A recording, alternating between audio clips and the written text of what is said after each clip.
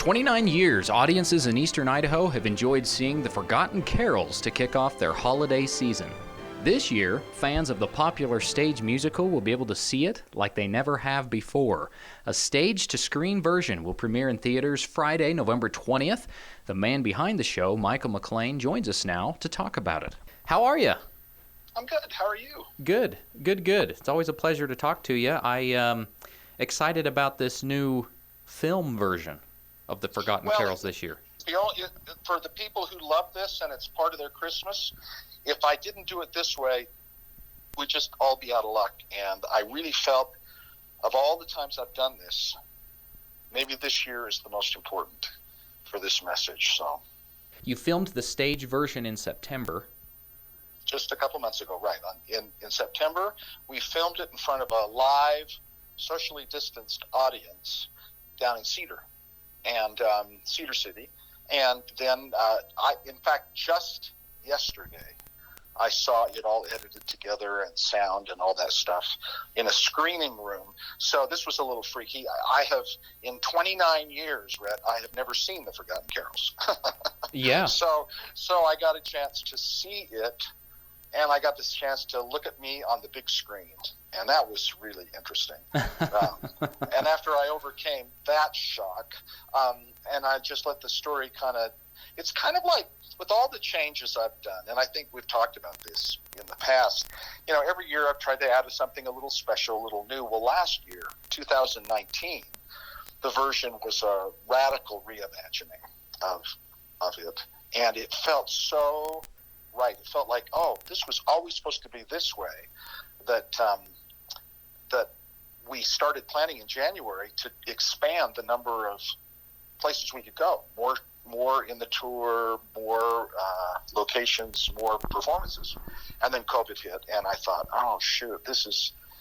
maybe it's just not meant to be for this year. And then Hamilton came out, and I thought, maybe people won't freak out if they see the play instead of, I've always wanted it to be a movie with, Emily Blunt as Connie Lou and, right. and Anthony Hopkins as Uncle John.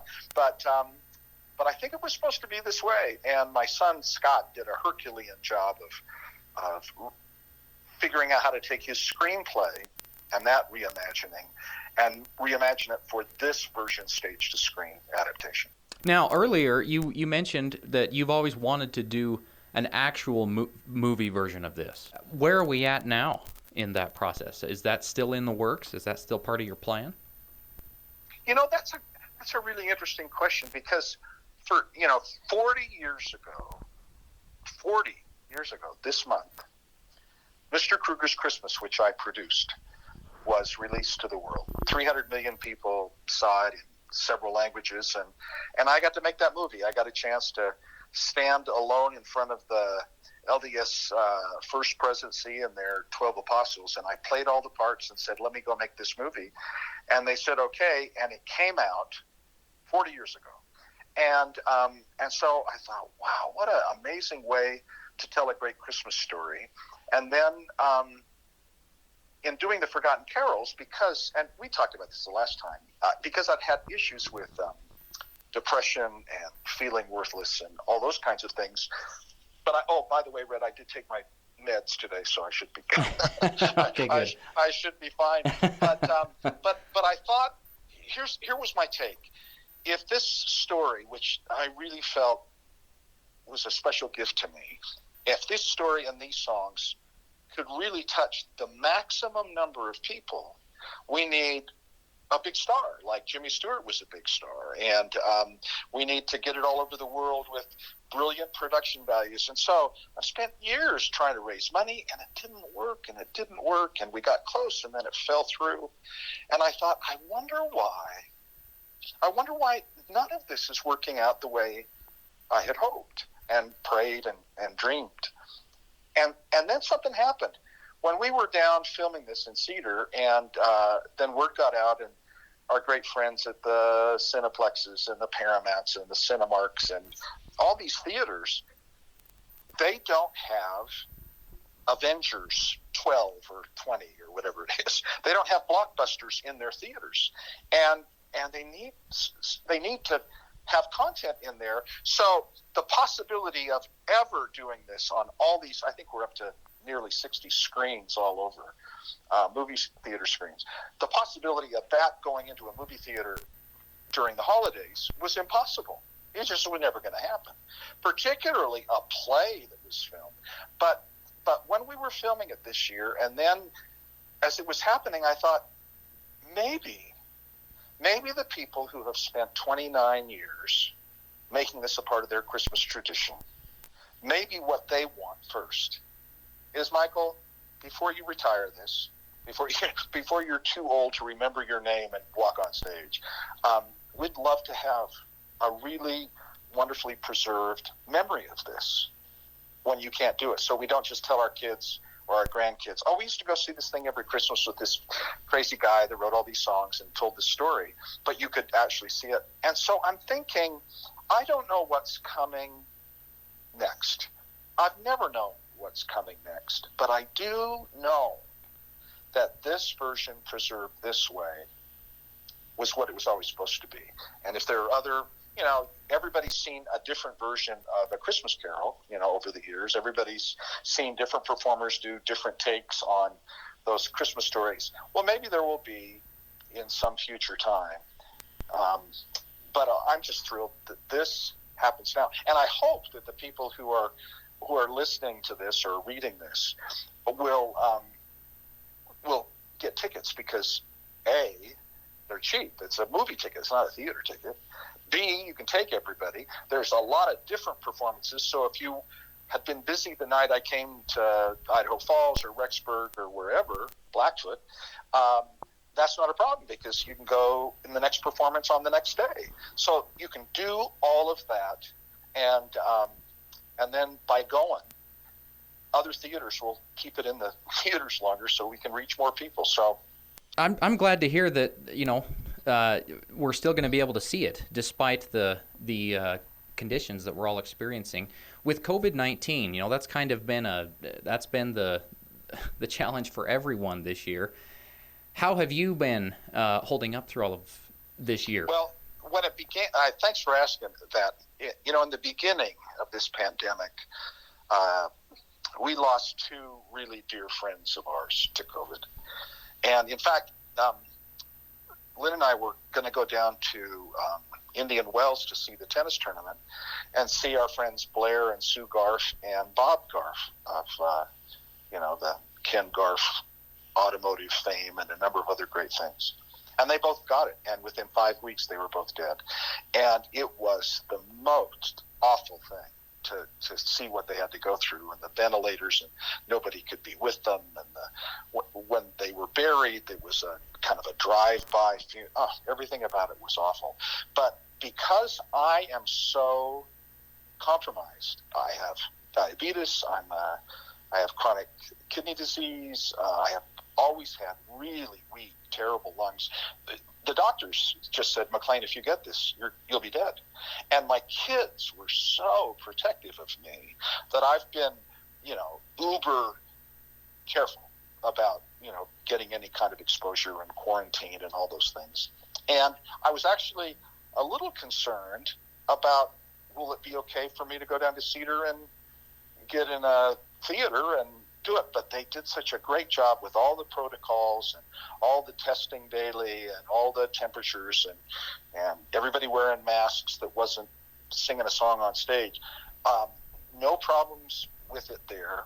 Great help from Cedar City, which had I don't know what the colors are, but they had a color that wasn't as extreme as Salt Lake area. And just when something would go wrong, I'd think, oh, darn it, we're not going to be able to do it.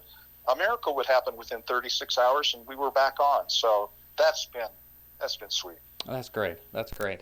Well, so have you had your moments this year where you felt, man, I just want to get out. I miss being with people? Are you kidding? Bumping elbows and a mask and waving across the aisle? Oh, that's for a guy that was raised in a huggy, kiss everybody family. That's torture. I mean, that's just the worst. When things get back to normal, what is it you're most looking forward to doing? I think just embracing people I love, shaking hands, putting my arm around somebody at church, seeing a friend in downtown Heber and saying, how the heck are you, and give them a big squeeze. That it's the interaction of human beings. I mean, somebody asked me when they were interviewing me about the show and everything else, what am I going to miss the most? Do I miss performing? Well, I've always been insecure about that, but the feeling you get when there is a human connection in the same room at the same time, that's what sustained me. It sustained me through my faith crisis that you and I have talked about a bunch. It sustained me through low moments with just difficulties in general. It's feeling and sensing that we're all in this together, and particularly at this time of year, people will let the magic in the air remind us all that no matter how tough it may be, we have never been and are not really alone. And that's what that's what I treasure. And I wrote a song with my friend John Batdorf that you can Google up, called Last Summer by Michael McLean, and it's a song about what COVID has been like and what's it going to be like when we get back to normal. And I really love how the song turned out. So that was just a recent project for you? I just did, yeah. John and I did it all. He lives in Central Oregon near Bend, Redmond, Oregon, and he called me up. We've been writing songs. John is the original arranger and lead vocalist on Homeless with the Forgotten Carols. Oh, I see. And so we do a lot of our, and we've been writing songs together for 30 years. And he said, let's do something. I got a tune. What do you think? And I said, why don't we take on, he said, I think it's about, can we remember what it was like before this, and can we ever get back to it? And so I got to work on the lyrics with him, and then he recorded it, and then he did this amazing thing, Rhett. He has a studio in his house, and because he's in the Las Vegas Rock and Roll Hall of Fame, and because in LA he was a big shot studio singer, he called kind of legends within the studio world all over the country that he knows. And they sang and sent virtually to him the background parts for the choir. So it's like 75 singers joining in on the chorus. And these are singers from famous bands and great songwriters and just really brilliant voices. And then he was able to pull it off like they were all in the studio at the same time, and he did it all from his place in Bend, Redmond, Oregon. It's always interesting to watch how people have adapted to this unique pandemic and just made it work. Now, Michael, I know that around this time of year, you're pretty busy. I mean, you've got Forgotten Carols. You also have another Christmas production that you do in St. George at the Tuacahn Amphitheater. But they're not, they're because of COVID, all of those other things have sort of shut down. So this is the first time in 29 years that I'm going to be home. I was going to ask you about that. That's got to be nice to just, wow. Actually, I don't miss the being on the road, sleeping in a different hotel bed every night and worrying about how the weather's going to be so that I can drive safely with my cast. And I'm not missing that. I'm missing, as I said earlier, that connection, that you pay that price and the sacrifice you make to get there is worth it because of the human connection. But man, I'm thinking maybe I'll have a couple of FaceTime Live or whatever they do with Zoom when the technology works, so that I can tell people, if you go see the show tonight at 10 o'clock, I'll sing for you live, and just do it from my living room with my jammy bottoms on, and maybe maybe that'll work. It's, as you know, this is uncharted territory for all of us, so I don't know what's going to happen. Are you looking forward to being live again next year, or do you think that this might be something that you might implement in the future just so you don't have to travel, so you can be home more with your family? Well, next year will be the 30th anniversary. And I always thought that if I could make it to 30 and be able to make a contribution, and that would be great. That would be just a great time to maybe possibly have me retire it, but at least go out with a DVD and a memory of that people could always have, and then let other people license it or do it. I used to think I knew so much. I used to think I could kind of sense what the future had in store, and now we've all learned we don't know anything. Who knows? What I'm looking forward to is the feedback to this new version, because even people who've seen this show a lot haven't seen this take, and I'm so excited for people to see it and sense it and feel it. And when I was writing it with Scott, our mantra was, if it doesn't feel like the change, if it doesn't feel like that change was always there, then we won't put it in. It has to feel like, oh, wasn't that the way it always went? Isn't that the way we always did that? That feels just perfect. Yeah. So I'm looking forward to getting the feedback. I'm hoping that both everything opens up and we have the right vaccines and people feel safe together again. And I would love to do at least one more round of this with these people that I've fallen in love with over the last 30 years. But I'm trying to not impose my own will upon the universe. Well, that's great, Michael, and I'm looking forward to seeing it. It premieres November 20th at theaters throughout eastern Idaho. It's a pleasure to talk to you again, Michael. Is there anything else that you want to end with? Anything else you want to add? Yeah, people really have reached out to me and say, "Oh, Michael, we're so glad that you're offering this gift. We're so excited to see it. What can we do to help?" And everybody tells me that the most help, so that the most people can see this, is that this opening weekend on the 20th, when it starts, between then and Thanksgiving, the more people that we can encourage to see the show then will mean that we'll be able to stay in theaters a little longer and maybe expand to other theaters and reach more folks with this message. So if my gift to you is getting this done so you can for sure have this memory, your gift back would be go see it soon. Got it. Okay. Well, we will have more information about it in an article below this interview. Michael, again, I appreciate your time. Thanks so much. Okay, my friend, let me know what you think after you've seen it. Okay, I sure will. You know, he taught me to play that. I'm sorry, who taught you? Jesus taught me. Yeah, well, that's nice. Every Christmas, just before Christmas, I take out my ornaments and I place them one by one on the tree. And then we sing the carol that goes with it. And I have the strongest feeling I'm supposed to do it with you this year. I'm just here to help you to remember to take your pill. No, I'm here to help us both remember something way more important than that. You know, miracles really do happen at Christmas time, don't they? No doubt about it. We're connected somehow, and the magic in the air is going to help us figure it all out. Can you feel it? Sometimes the veil Can be very thin.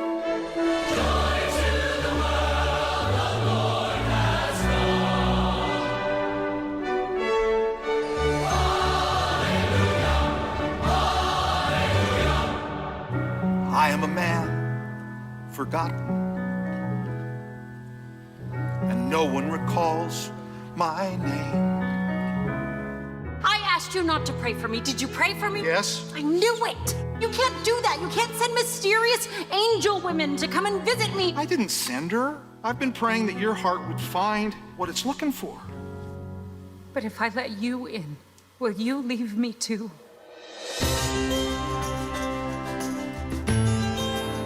I'll pray for you, Mom. Merry Christmas, Connie Lou. Always make room for what matters most.